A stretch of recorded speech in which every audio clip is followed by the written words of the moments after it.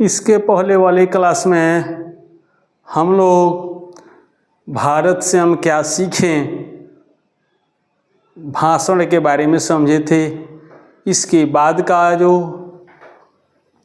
पाठ है गद्य खंड में नाखून क्यों बढ़ते हैं ललित निबंध है और इसके निबंधकार हजारी प्रसाद द्विवेदी है।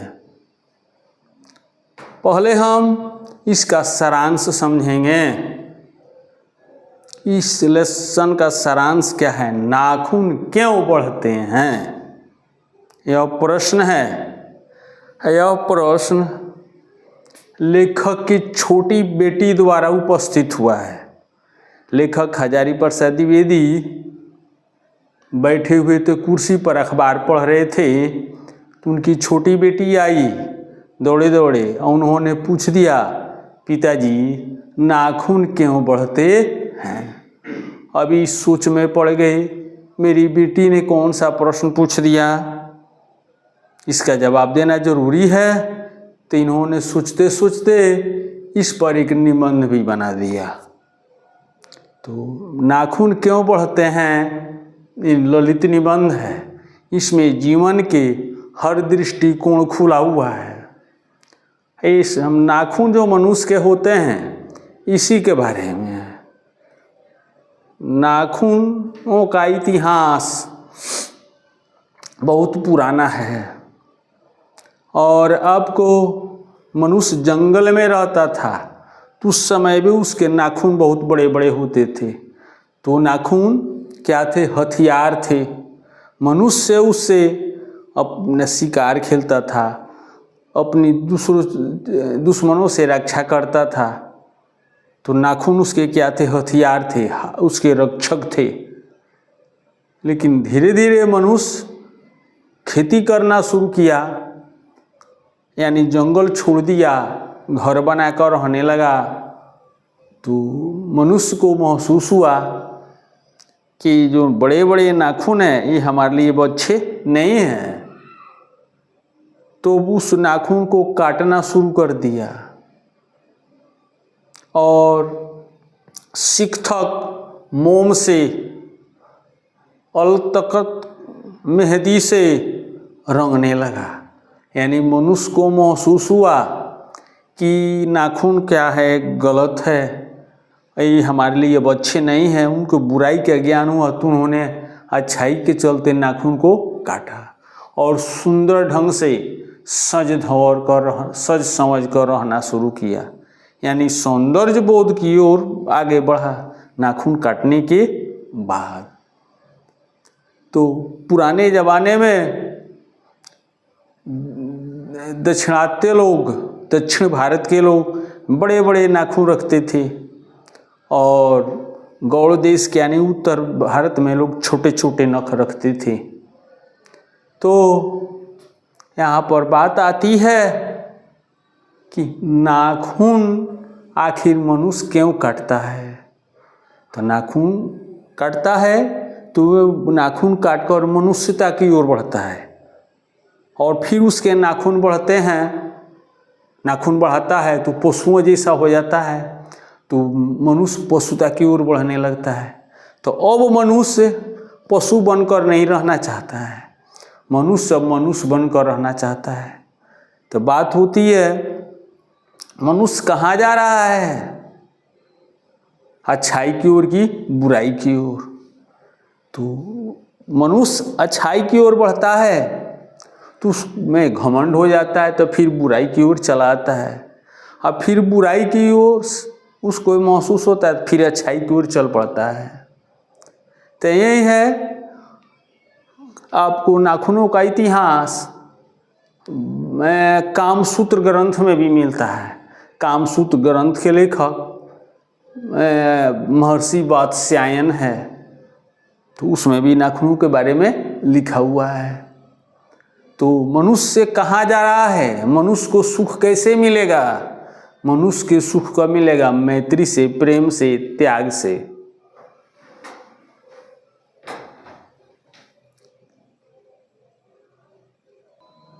मनुष्य को सुख कैसे मिलेगा, प्रेम से, मैत्री से, त्याग से। जब तक मनुष्य में प्रेम नहीं, त्याग नहीं, मैत्री नहीं, तो मनुष्य को सुख प्राप्त नहीं हो सकता है। तो अब बात आती है कि मनुष्य कैसे क्या समझता है। जैसे हमारे देश में स्वतंत्रता दिवस मनाया जाता है, तो अंग्रेजी में इंडिपेंडेंस डे कहा जाता है। तो इंडिपेंडेंस डे का होता है अधीनता दिवस, यानी दूसरे के अधीन है।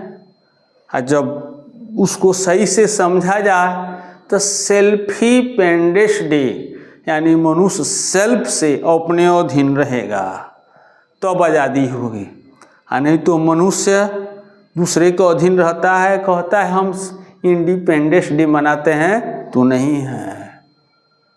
और कालिदास ने भी बताया है, सब जगह पुराने का मोह वांछनीय नहीं होता है, हमको पुराना से हटकर नया की ओर चलना पड़ेगा।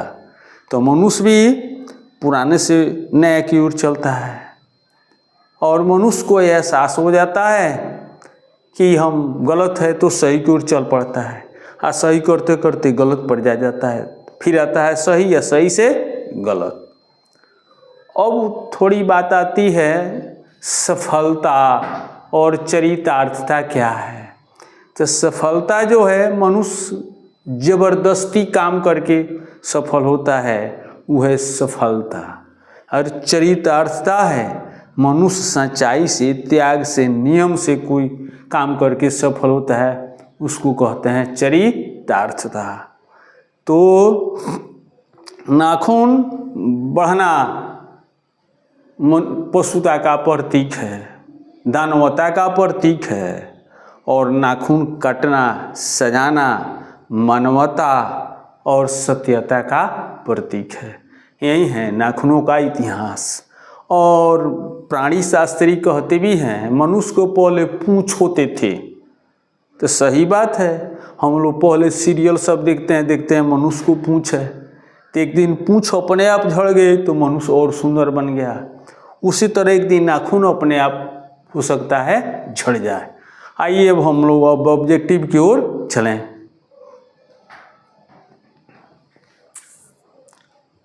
हजारी प्रसाद द्विवेदी की जन्म तिथि 1907 ईस्वी, बलिया उत्तर प्रदेश, आरत दुबे का छपरा गांव। मृत्यु तिथि 1979 ईस्वी, दिल्ली में हुई है। इनको संस्कृत, पाली और ब्रंश बांग्ला भाषा के जानकार थे। काशी हिंदू विश्वविद्यालय, चंडीगढ़ विश्वविद्यालय, शांति निकेतन विश्वविद्यालय में प्रोफेसर रहे। इनकी रचनाएं हैं अशोक के फूल, कल्पलता, विचार और वितर्क, आलोक पर्व, बाणभट्ट की आत्मकथा। आलोक पर्व पर इन्हों साहित्य अकादमी पुरस्कार मिला। भारत सरकार का पद्म भूषण पुरस्कार भी मिला। नाखून क्यों बढ़ते हैं निबंध में यथार्थवादी दृष्टिकोण उजागर हुआ है। यथार्थवादी का मतलब हुआ सच्चाई। नाखून का बढ़ना पशुता और संघर्ष चेतना का परमाण प्रतीक है, और नाखूनों का काटना मनुष्यता और सौंदर्य का प्रतीक है। नाखून क्यों बढ़ते हैं, यह प्रश्न लेखक की छोटी बेटी द्वारा उपस्थित हुआ। लेखक ने नाखूनों को निर्लज अपराधी कहा है, बेहया भी कहा है। कालिदास ने कहा है, पुराने का मोह सब समय वांछनीय नहीं होता है। सब पुराने अच्छे नहीं होते, सब नए खराब नहीं होते, यह कथन कालिदास ने कहा है। बुढ़े ने सबसे बड़ा चीज प्रेम को माना है। मनुष्य को कब सुख मिलेगा, प्रेम से मिलेगा। कामसूत्र के लेखक वात्स्यायन हैं। दधीची मुनि के हड्डियों से इंद्र का ब्रज बना था। दधीची ने अपना प्राण त्याग कर हड्डियां दान किया था। तब देवताओं ने इंद्र के लिए ब्रज यानी गदा बनाया। तब वृत्रासुर राक्षस की हत्या हुई, तब देवताओं का कल्याण हुआ। तो मनुष्य कल्याणकारी भी होता है। अनजान स्मृतियों का नाम सहजात वृत्तियाँ हैं कि हम समझ नहीं पाते हैं, वहीं अनजान है। सहजात वृत्तियाँ 4 है।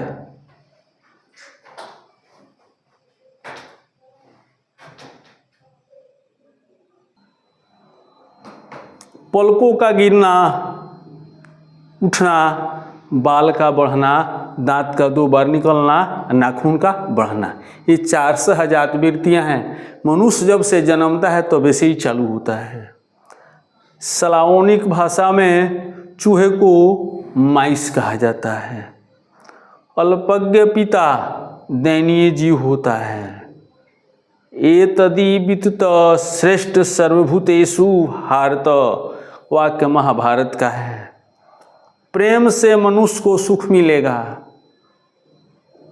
नाखून बढ़ते हैं तो बढ़ें, मनुष्य बढ़ने नहीं देगा। सिख तक का अर्थ मोम होता है। मनुष्य पहली बार मोम से ही नाखूनों को रंगा है, तो मोम को पहले कहा जाता था सिख तक। अगर आपको ये वीडियो लाइक है तो सब्सक्राइब करें, शेयर करें